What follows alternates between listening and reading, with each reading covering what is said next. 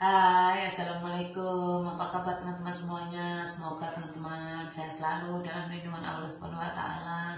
Amin, amin ya Rabbal 'Alamin. Jumpa lagi sama saya, teman-teman. Seperti inilah keadaan saya. Mumpung gak ada orang ya, teman-teman ya, cerita-cerita sedikit ya, teman-teman ya. Kalau mau ngomong ada majikan nggak enak, majikanku nggak pernah kemana-mana. Saya buat video kalau ada waktu, teman-teman, karena saya nggak pakai pembesar suara, teman-teman. Saya beli tapi selalu mengganggu, jadi yang nggak saya pakai ada itu. Terus tuh saya beli lagi satu, belum dipakai dia tak masuk, itunya nggak masuk, lubangnya kecil, itunya besar, teman-teman. Ada sudah beli cuma nggak ada. Jadi ya seperti ini, teman-teman. Kalau nggak ada orang baru saya lepas suara saya supaya teman-teman kedengeran. Kadang-kadang kalau ada orang bilang suaranya nggak kedengeran, iyalah belum dicas, pagi-pagi belum ngecas ya, belum kuat ya, teman-teman ya. Kalau sudah dicas perutnya ya sudah ada suaranya. Kalau pagi-pagi memang saya nggak ada suara karena majikanku sudah bangun, sudah buat sarapan di situ. Takkan saya mau teriak-teriak. Saya kalau ada majikan riku, mau cerita-cerita tuh riku, karena saya mau cerita masalah saya kerja di sini, teman-teman ya. Mbak ikhlas kerja di sini, saya ikhlas. Ya kalau saya nggak ikhlas, saya sudah nggak di sini sampai sekarang, teman-teman. Saya sudah lari dari dulu. Lagi pun saya tuh orangnya penakut. Kalau mau lari-lari itu saya takut. Lagi baru masuk kerja, teman-teman. Tapi saya sabar, teman-teman. Saya jalani dengan ikhlas. Sampai pernah saya 2 hari 2 malam tuh air mata tuh keluar, teman-teman. Nggak bisa berhenti gitu ya. Ya itu cuma gara-gara sepele saja lah, teman-teman. Tuh ngomongnya sampai kayak gitu ya, teman-teman ya. Jadi kalau ingat pun juga masih ingat, pokoknya mungkin sampai kapan pun masih ingat itu ya. Tapi saya sabar, saya istighfar, terus istighfar. Semoga saya dikuatin. Alhamdulillah sampai sekarang, teman-teman. Ya masih, teman-teman, dari pertama masuk sampai sekarang pun juga masih sama seperti yang pertama masuk. Tapi saya ikhlas, teman-teman, karena saya demi anak ya, teman-teman, demi masa depan anak. Kalau mau ganti pun juga sama saja, namanya kerja sama orang ya, teman-teman ya. Makanya mbak-mbak yang mau kerja di negara orang, pikir dulu. Kalau di rumah sudah oke, sudah cukup lah, ya sudahlah. Memang kita kesini tuh memang mau mengubah nasib, teman-teman. Siapa tahu nasib kita lebih baik dari sebelumnya, tapi kadang-kadang nasibnya lebih malang. Dari saya pun juga ada, tapi alhamdulillah majikanku juga pengertian sebetulnya, teman-teman. Cuma ya ini ya saya sudah tahu, cuma saya belum bisa cerita ya, teman-teman. Mungkin insya Allah suatu masa nanti lah mungkin saya bisa cerita kenapa majikanku seperti ini sama saya itu. Ya saya tahu itu.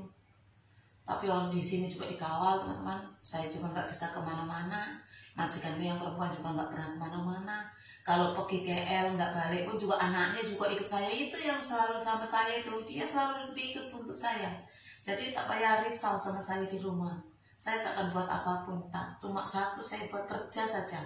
Saya buat cantik-cantik rumah majikanku. Saya buat bersih-bersih rumah majikan. Itu saja sudah cukup. Karena tujuan saya kesini kerja cari duit, bukan cari masalah, bukan cari lelaki. Kalau saya mau kerja cari lelaki di negara saya sendiri juga banyak ya, teman-teman. Betul tak, teman-teman? Kalau di sini mau nyari lelaki untuk apa, teman-teman? Saya nyari dunia akhirat, nyari untuk masa depan anak saya. Jadi itu tadi, jangan disamain sama orang yang dulu tuh ya, teman-teman ya. Sebab sudah berlaku yang dulu. Jadi sekarang seperti ini saya, teman-teman. Saya yang jadi mangsanya, teman-teman. Tapi takut, teman-teman. Saya terima, teman-teman. Biarlah Tuhan yang membalaskan, itu saja. Yang penting saya ikhlas. Nanti ada yang membalaskan sendiri, sudah cukup. Nanti kalau anak saya sudah habis sekolah, ya sudah. Kalau masih dibutuhkan ya tetap masih di sini. Tapi ya tengok dulu nanti lah, teman-teman ya. Yang penting saya mikirin anakku sekolah, teman-teman. Kalau dia sudah habis sekolah ya sudah. Karena ya pendidikan penting ya, teman-teman ya. Biarlah emaknya jadi pembantu, biarlah seperti ini nasib emaknya di rantauan. Tapi mudah-mudahan anakku nggak seperti orang tuanya. Itu yang jadi harapan saya teman-teman. Banyak cerita ya sebetulnya ya teman-teman ya, tapi ya gimana ya, nggak bisa mau nyeritain ya teman-teman ya. Kadang-kadang lupa saya teman-teman. Kalau teman-teman tanya itu saya ingat. Kalau pas di depan kamera macam ini saya sudah lupa teman-teman. Nggak tahu mau ngomong apa lagi itu. Banyak lah teman-teman. Dulu saya juga tidur juga di kasur teman-teman. Di atas, saya tidur di atas sama anaknya ini tadi yang sama saya ini. Nah di situ baliklah anaknya yang kedua itu.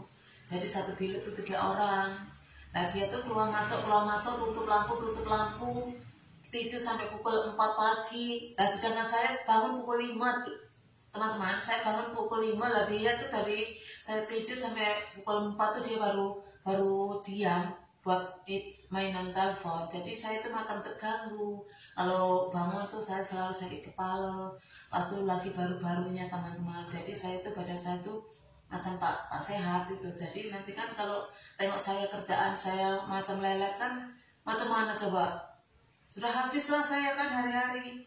Pokoknya pahit lah teman-teman. Ya sudahlah. Memang itu nasib seorang pembantu ya teman-teman. Bukannya saya ikhlas memang. Inilah nasib seorang pembantu gitu. Jangan cakap itulah memang kerja sama orang seperti itu. Ya memang saya tahu ini kerja sama orang itu memang seperti ini, saya tahu teman-teman. Tapi ya gimana lagi gitu ya. Ya sudah nggak apa-apa lah.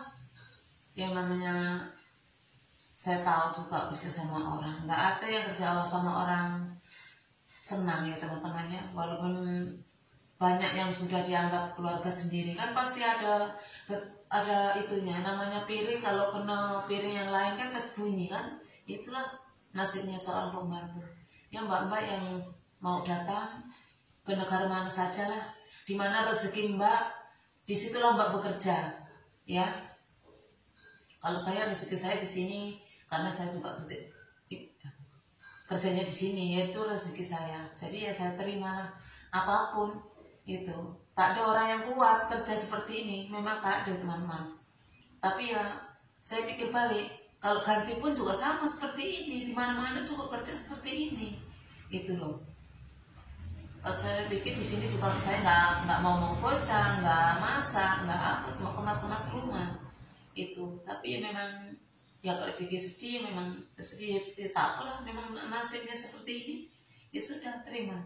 Ya semoga nanti sudah balik Indo ya sukses semuanya, saudara-saudaraku di mana saja berada, di negara mana saja berada, semoga balik semuanya sukses, membawa hasil yang memuaskan ya teman-teman ya. Kalau saya terus terang memang gaji saya kecil di sini ya, dia tahu sendiri memang nggak bisa jauh dari negara sendiri gajinya ya teman-teman ya. Tapi sudah terlanjur teman-teman, saya terlanjur sayang sama di sini gitu ya.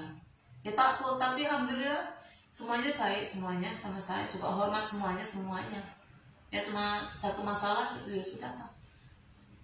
Cuma satu masalah saja tak apalah, saya terima saja lah, biar ada yang membalaskan sendiri. Yang penting saya ikhlas kerja di rumah ini sudah. Oke teman-teman ya, sampai di sini ya teman-teman ya. Masih banyak lagi, nantilah sedikit ya teman-teman ya saya cerita ya. Nanti kalau nggak ada orang baru saya cerita lagi. Kadang-kadang saya lupa teman-teman mau cerita itu ngomongin pertama masuk, nanti saja saya cerita banyak. Oke, saya akhiri sampai di sini. Assalamualaikum warahmatullahi wabarakatuh. Jumpa lagi di video yang akan datang. Mohon maaf bila ada kata yang salah, ucapan maupun perilaku saya, sengaja maupun tidak sengaja. Tolong dimaafkan ya teman-teman ya. Lidah tak bertulang. Assalamualaikum warahmatullahi wabarakatuh. Bye. Jumpa lagi di video yang akan datang teman-teman. Masih banyak ceritanya teman-teman.